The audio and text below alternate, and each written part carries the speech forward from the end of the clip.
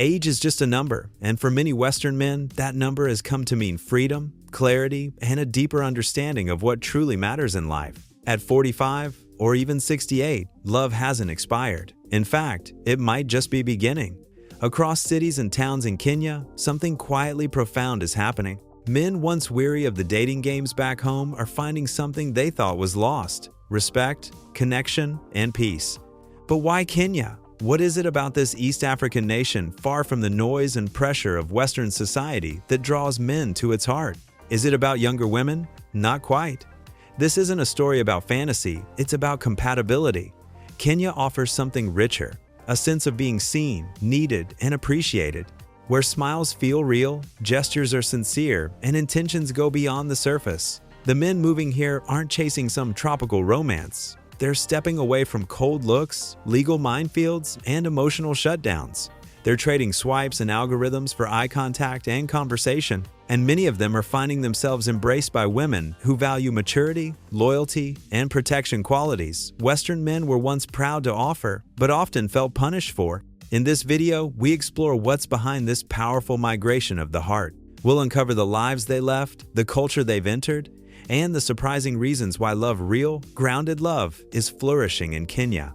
Because sometimes, the best chapter of your life starts when you stop trying to fit into a story that was never written for you. To understand why so many Western men are moving to Kenya, we first need to look at what they're walking away from, and it's more than just cold winters or high taxes. For decades, the Western world promised men that if they worked hard, stayed loyal, and played by the rules, they'd be rewarded with partnership, stability, and love. But somewhere along the way, that contract broke. Many men now describe feeling invisible, unwanted, or even villainized in their own relationships.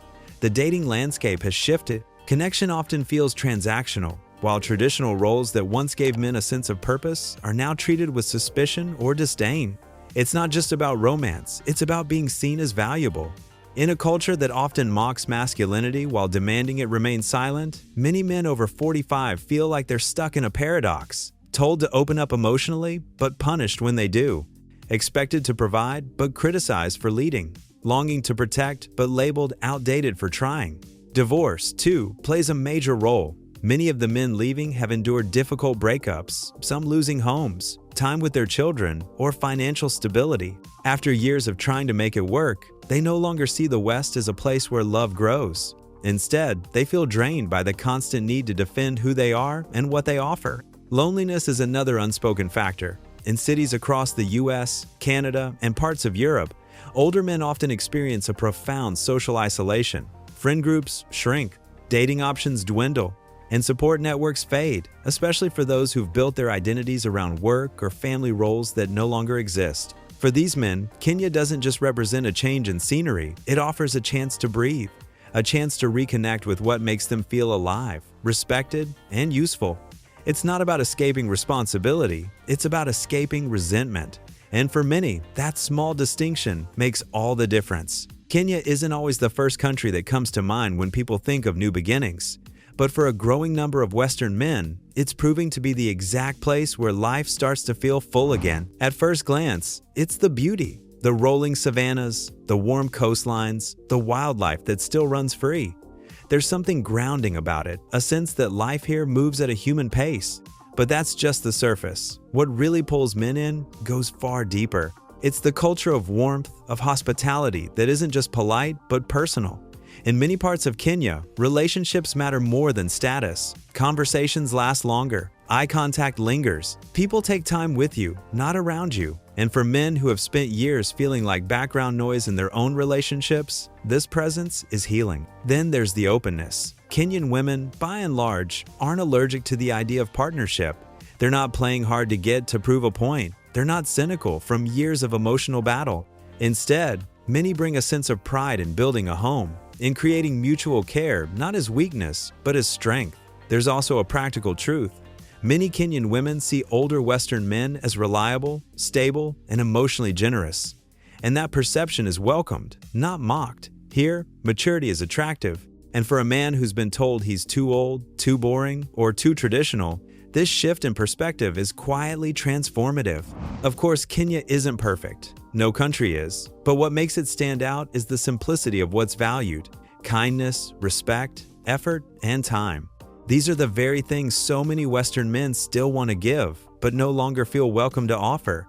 And perhaps most surprisingly, Kenya isn't just accepting them, it's inviting them in, not for money, not for status, but for what they represent: experience, loyalty, and the desire to create something lasting. For these men, Kenya isn't an escape. It's a return to themselves, to connection, to life as it once felt before things got too complicated to recognize. For many Western men, love had come to feel like a battlefield, guarded, conditional, or constantly questioned. But in Kenya, they're discovering something they didn't know they were missing: safety. Not the kind of safety measured by locks or alarms, but the kind found in another person's presence, a woman who listens without interrupting, a partner who doesn't see vulnerability as weakness. Here, love isn't performative. It's calm. It's consistent. It feels safe to show up as you are, not because you've perfected yourself, but because you're accepted in your entirety.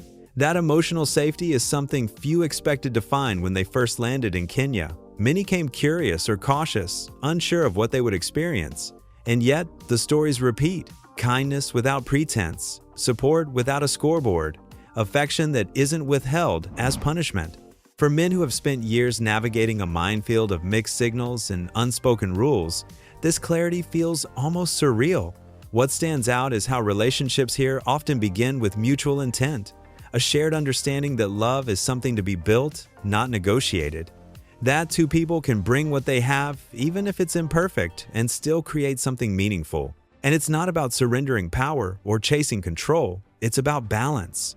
Men feel they can be strong without being feared, and soft without being shamed. They're allowed to provide, protect, and care, not as outdated gestures, but as expressions of love. In turn, many women reciprocate with loyalty, support, and gratitude that isn't filtered through sarcasm or skepticism. For these men, it's not about finding someone who agrees with everything they say. It's about finding someone who doesn't weaponize disagreement, who sees the argument as a bump, not a battleground, who sees communication as repair, not war. Love in Kenya, for them, is less about intensity and more about consistency. Fewer fireworks, more warmth. Less drama, more depth. And that kind of emotional environment is transformative. They're not looking for perfect, they're looking for peace. And in Kenya, peace doesn't mean boredom. It means being able to breathe, to exhale, to love without holding your breath. While the focus is often on why Western men are moving to Kenya, the other side of the story is just as powerful and maybe even more telling. Because Kenyan women aren't just accepting these men, many are genuinely choosing them. So what is it that makes Western men appealing? It's not just about passports or promises, it's about presence. For many Kenyan women, Western men represent something increasingly rare: emotional steadiness and follow-through. These women aren't chasing fantasy, they're looking for someone who shows up, stays kind, and doesn't vanish when life gets hard. And maturity matters. In Kenyan culture, age often correlates with wisdom and stability, not obsolescence. Western men also tend to be more open about affection, something many Kenyan women appreciate. The small things like compliments, listening attentively, or sharing thoughts openly may seem basic, but they carry weight. For women raised in environments where emotional expression was sometimes muted or reserved, this softness feels new and welcome. Then there's the long-term mindset.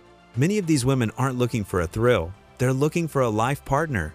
Someone who can help raise children, build a home, and face the future side by side. They're not after luxury, they're after consistency. And for men who've outgrown games and ambiguity, this shared goal feels like alignment. Culturally, there's also a comfort in traditional values. Many Kenyan women still embrace femininity as something powerful, not outdated. They don't see nurturing, cooking, or caring as submission, they see it as contribution. And they value men who see leadership not as domination, but as responsibility. In that space, Western men who long to protect and provide find appreciation, not suspicion. What's emerging is not a power imbalance, but a partnership, one rooted in clarity, effort, and mutual respect. It's not about rescuing or being rescued. It's about finally finding someone who understands the language of commitment and speaks it fluently. There's a common misconception that when Western men move to countries like Kenya, they're chasing some kind of romantic fantasy, younger women, exotic adventures, or a lifestyle they couldn't have back home. But talk to the men who've actually made the move, and you hear something entirely different. What they're chasing isn't fantasy, it's freedom. Freedom from judgment. Freedom from always having to explain themselves. Freedom from the subtle, exhausting war of being constantly misunderstood. In Kenya, many of them have found the space to simply exist as men, not villains, not broken projects, not outdated cliches. That freedom shows up in everyday ways, like not having to apologize for wanting to lead in a relationship, or for taking pride in providing, or for having opinions shaped by a lifetime of real experience, not social media trends.